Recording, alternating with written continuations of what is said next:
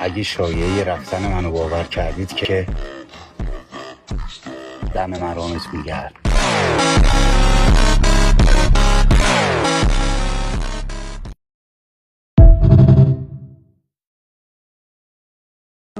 خب دیدی خیر باشه، من جایی نمیرم، وا کردم شکمتو وا نمیدم، اسیر این توطئه ها نمیشم، رشوه نمیگیرم ازت باج نمیدم. خب دیدی خیر باشه، قیمت ندارم به پرستوات، بگو اشوم نگرن تو تشنه زوری، من تشنم برا جنگ، پول و مقام برا تو، ملت برا من. خب دیدی خیر باشه بچه طلب، تانک زرهی نداره دنده عقب، تنهایی تاختم توتون به گله زدم، حالا که گرگو دیدی نقاب بره نزن.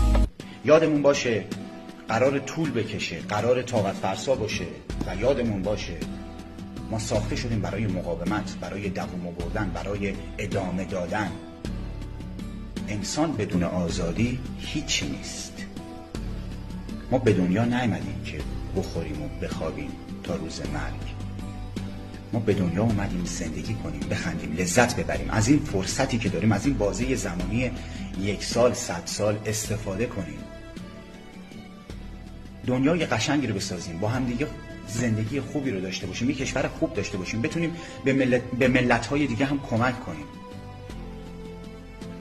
آرزوی من که اینه.